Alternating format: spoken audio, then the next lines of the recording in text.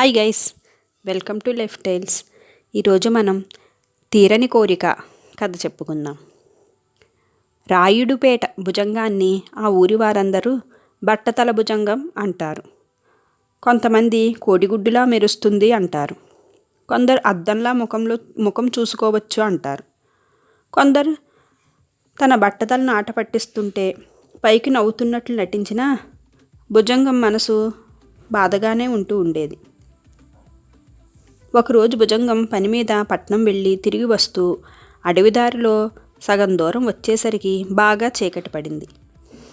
భయపడుతూ తొందరగా అడుగులు వేస్తూ ఉంటే ఒకచోట మంట వేసుకుని చుట్టూ కూర్చున్న కురువు దెయ్యాలు కనపడ్డాయి. వాటి కళ్ళబడకుండా ముందుకు పోదామనుకున్నాడు. భుజంగానికి అది సాధ్యపడలేదు. ఒక దయ్యం వాడి దారికి అడ్డుగా నిలబడి ప్రశ్నలు వేసి వాడి వివరాలన్నీ అడిగి తెలుసుకుంది. అప్పుడు దయ్యాల్లోకెల్లా పెద్ద దయ్యం ముందుకు వచ్చి, ఉత్తినే మంట వేసుకుంటే చలి తీరుతోంది తప్ప ప్రయోజనం ఏమీ లేదు. ఆ మంటల్లో మనిషిని వేశామంటే సువాసన వస్తుంది. సమయానికి వచ్చావు, రా అంటూ భుజంగాన్ని ముందుకు లాగింది. భుజంగం పై ప్రాణాలు పైనే పోయాయి. మాట రాక బొమ్మలా అలా నిలబడిపోయిన వాడిని చూసి, జాలిపడి నీకో అవకాశం ఇస్తాను. ఆ ప్రకారం మేము తీర్చలేని 3 కోరికలు నువ్వు కోరాలి. మేము తీర్చామో నిన్ను మంటల్లో వేసేస్తాం. ఒక కోరిక తీర్చలేకపోయినా సరే నీ దారిని నువ్వు వెళ్ళిపోవచ్చు. సరేనా అంది పెద్ద దయ్యం. అప్పటికి భుజంగం కాస్త తేరుకున్నాడు. దెయ్యాల శక్తి అంచనా వేద్దామని ఒక బిందెడు బంగారు నాణేలు కావాలి అన్నాడు. వెంటనే వాడి ముందు బిందెడు బంగారు నాణేలు ప్రత్యక్షమయ్యాయి. దెయ్యం ఒకటి వెకిలిగా నవ్వుతూ, ఆశ చావు కంటే గొప్పదంటారు, ఇదే కాబోలు. చచ్చే ముందు నీకు బంగారం ఎందుకు? ఇక నీకు 2వ కోరిక చెప్పు అంది. తను చచ్చిన ఆ దయ్యాల అద్భుత శక్తితో తన వాళ్ళైనా సుఖపడతారని భావించి, నా పెంకిటిల్లు పెద్ద భవనంగా మారి అందులో ఈ బంగారు నాణులు బిందె ఉండాలి అన్నాడు భుజంగం. దెయ్యాలు ఏవో మంత్రాలు చర్చించి వాడి ముందు మాయా అద్దాన్నుంచి, ఇందులో చూసుకో, నీ కోరిక తీరినట్లు తెలుస్తుంది అని అద్దం చూపించాయి వాడికి. ఆ అద్దంలో భుజంగానికి రాయుడుపేటలో తన ఇంటి స్థానంలో ఒక పెద్ద మేడలో అందులో సంతోషంగా తిరుగుతున్న భార్యాబిడ్డలు, ఒక పక్కగా బంగారు కాసుల బిందె కనిపించాయి. వాడు సంతోషం పట్టలేకపోయాడు. ఇక నీ 3వ కోరిక కూడా కోరితే నిన్ను మంటల్లో వేసి మా కోరిక తీర్చుకుంటాం అంది పెద్ద దెయ్యం వాడిని కంగారు పెడుతూ. ఒక్కసారి నా బట్టతల మీద వెంట్రుకలు ఒత్తుగా మొలిస్తే చూడాలని ఉంది. మీరు ఆ పని చేశారా నాకు చచ్చిపోతానన్న బాధ కూడా ఏం ఉండదు అన్నాడు భుజంగం. పెద్ద దెయ్యం వాడి తలపై చెయ్యి పెట్టి ఏదో మంత్రం చదివింది. వాడి తలపై జుట్టు మొలవలేదు. ఆ తర్వాత ఒక్కొక్కటిగా దెయ్యాలు వాడిని సమీపించి మంత్రాలు చదివాయి. అలా మంత్రాలు చదువుతూనే ఉండగా తూర్పున ఉదయరేఖలు కనబడ్డాయి తప్ప వీళ్ళ మంత్రాలకి బట్టతల మీద జుట్టు మొలవలేదు. అంతే, దెయ్యాలు ఉదయం అవుతుండటంతో కీచుకీచుమంటూ అరిచి మాయమైపోయాయి. భుజంగం ఇస్రో దేవుడోమంటూ రాయుడుపేట చేరుకొని అక్కడ తన భార్యాబిడ్డలు నిజంగానే బిందెడు బంగారంతో పెద్ద మేడలో ఉండటం చూసి ఆశ్చర్యపడి తన తల తడుముకుంటూ, ఎంతో అద్భుత శక్తి ఉన్న దెయ్యాల వల్ల కూడా ఈ పని కాదన్నమాట అనుకుంటూ నిట్టూర్చాడు. వాడి కథ విన్నవారందరూ ఆశ్చర్యంగా, అయితే నీ బట్టతల్లే నిన్ను రక్షించిందన్నమాట అన్నారు. ఇప్పుడు వాడి బట్టతలను ఎవరు వేళాకోళం చేయటం కూడా మానేశారు. కథ సుఖాంతం.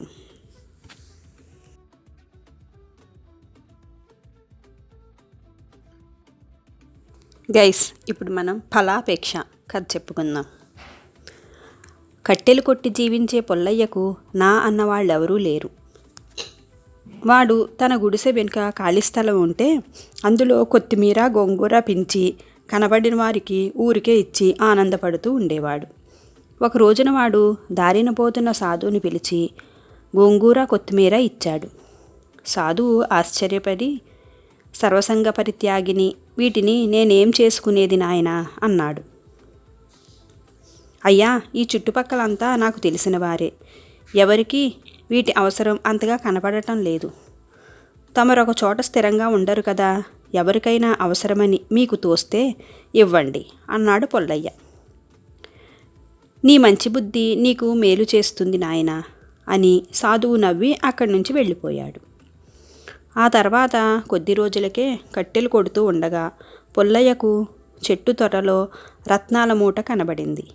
కానీ వాడు పేదవాడైన తను ఆ రత్నాలెవరికి అమ్ముతాడు?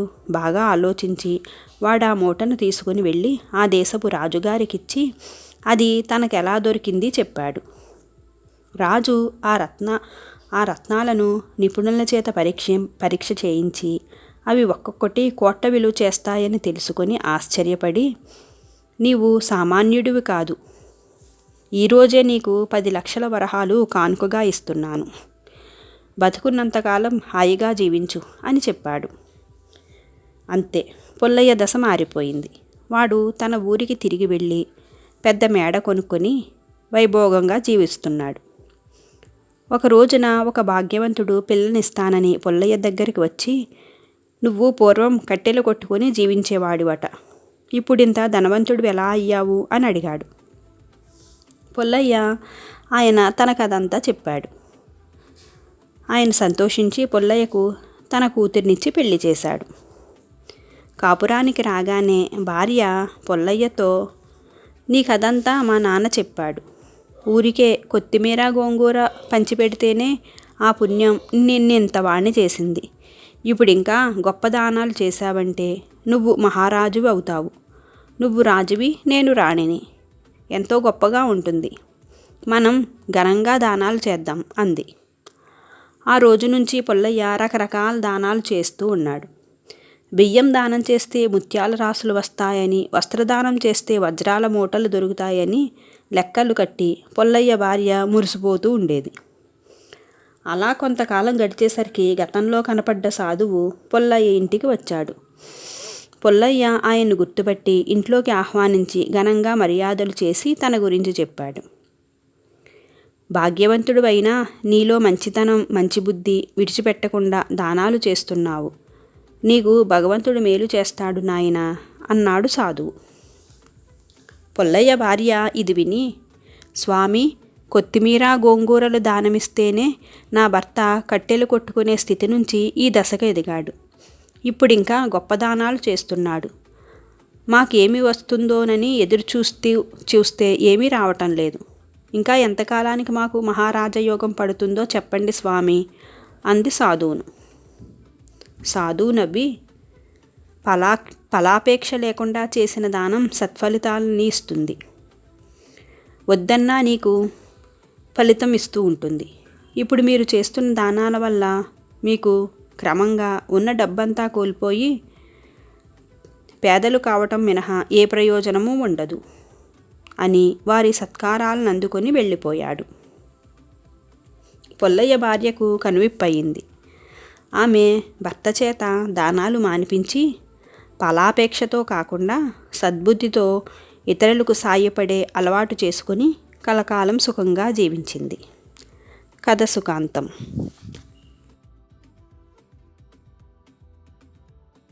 గైస్, ఇప్పుడు మనం రాజుగారి చేతి రుమాళ్ళు కథ చెప్పుకుందాం. ఒకానొకప్పుడు ఒక రాజు ఉండేవాడు. ఆయనకు వేట అంటే ఎంతో ఇష్టం. అందులోనూ మారువేషం ధరించి వేటకు వెళ్ళటం అంటే మహాసరదా. ఆయన ఒకనాడు ఎప్పటిలాగే మారువేషంలో అడవిలో చాలాసేపు వేటాడి దారి తప్పి పొరుగు దేశపు సరిహద్దు ప్రాంతంలో అడుగుపెట్టేశాడు. ఆయనకు దాహం ఎక్కువగా ఉండటంతో నీళ్ల కోసం వెతుక్కుంటూ ఒక సెలయేరు దగ్గరికి వెళ్ళాడు. దోసిలతో నీళ్లు తాగుతూ ఉండగా గలగలమని స్త్రీల నవ్వులు వినిపించాయి. ఆయన నవ్వులు వినిపించిన కేసి చూశాడు.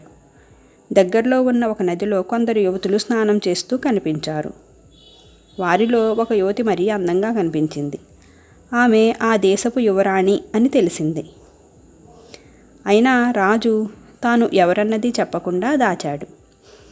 యువతులు స్నానం ముగించి గట్టుకు చేరాక రాజు ఆ యువరాణిని పెళ్లాడాలనే తన కోరికను తెలియచేశాడు. యువరాణి సిగ్గుతో, నువ్వు మా తండ్రి గారితో మాట్లాడు, నా మంచి చెడ్డలు ఆయనే నిర్ణయిస్తారు అని చెప్పింది. రాజు వారి వెంట రాజధానికి వెళ్ళాడు. వృద్ధుడైన రాజుకు తన కోరికను తెలియజేశాడు. రాజు కొంతసేపు ఆలోచించి, నువ్వు జీవనోపాధికి ఏం చేస్తావు అని అడిగాడు. బొమ్మలు గీస్తాను, అల్లికలు అల్లుతాను అని చెప్పాడు రాజు. వృద్ధరాజు తృప్తి చెందాడు. యువరాణిని మారువేషంలో ఉన్న రాజుకిచ్చి పెళ్లి చేసి ఆయన వెంట సాగనంపాడు. రాజు తన రాజధానికి చేరాడు. రాజధాని నగరం చూసి యువరాణి చాలా సంతోషించింది. రాజు మళ్ళీ ఒకనాడు మారువేషం ధరించి వేటకు వెళ్ళాడు. మార్గమధ్యలో బందిపోటులు ఒక గ్రామాన్ని దోచుకోవటం చూసి అడ్డుకోబోయాడు. రాజు అని తెలియక దొంగలు కోపంలో ఆయన్ను పట్టుకుని తన స్థావరమైన కొండ మీద గుహకు తీసుకుని పోయి అక్కడ ఒక చెట్టుకు కట్టి బంధించి ఉంచారు. తన ఇంట్లో ధనం ఎక్కడ ఉందో చెబితే తప్ప వదిలిపెట్టమని బెదిరించారు. రాజు ఇంట ధనం లేదని ఎంత చెప్పినా దొంగలు వినిపించుకోలేదు. ఒక వారం గడిచింది. ఆఖరికి దొంగలకు ఒక సలహా ఇచ్చాడు. కొన్ని చేతి రుమాళ్లను తీసుకుని రండి, నేను వాటిపైన అందమైన అల్లికలు అల్లుతాను. అలాంటి అల్లికలు గల రుమాళ్లకు రాజభవనంలో మంచి గిరాకీ ఉంటుంది. ముఖ్యంగా అవంటే రాణిగారికి చాలా ఇష్టం. మీరు అడిగిన ధరతో పాటు బహుమానం కూడా ఇచ్చి పంపుతారు అని చెప్పాడు రాజు. దొంగలకు ఆ సలహా నచ్చింది. రాజ్యంలోని బట్టల కొట్లలోని చేతి రుమాలను కొన్నింటిని కొని తెచ్చి రాజు ముందు ఉంచారు. రాజు శ్రద్ధగా వాటి మీద రంగురంగుల నూలు దారాలతో అందమైన పూలబొమ్మలు అల్లాడు. మధ్య మధ్యలో కొన్ని మాటలను కూడా ఇమిడ్చాడు. చదువురాని బందిపోట్లు అక్షరాలను కూడా ఏవో అల్లికలు అనుకున్నారు. వాళ్ళు వాటిని అమ్మడానికి మామూలు వేషాలతో రాజభవనానికి తీసుకుని వెళ్ళారు. రాణిగారు వాటిని చూడగానే అవి తన భర్త అల్లిన అల్లికలని గ్రహించింది. వాటి ద్వారా తన భర్త తనకేదో సందేశం పంపించాడని కూడా ఊహించింది. రాజుగారి చేతి రుమాళ్లను ఒకదాని పక్కన ఒకటి ఉంచి చూసింది. ఆయన పంపించిన సమాచారం ఆమెకు అందింది. ఆయన ఇప్పుడు ఏ స్థితిలో ఎక్కడ ఉన్నాడన్నది తెలిసిపోయింది. రాణి రుమాళ్లను తెచ్చిన వారికి కొంత ధనమిచ్చి పంపించేసింది. ఆ రాత్రికి రాత్రే తమ సైనికులను ఆ దొంగల వెంట పంపించి స్థావరాలను ధ్వంసం చేసి దొంగలను బంధించి రాజును విడిపించి రాజధానికి తీసుకొని వచ్చారు. కథ సుఖాంతం. Thank you for watching guys.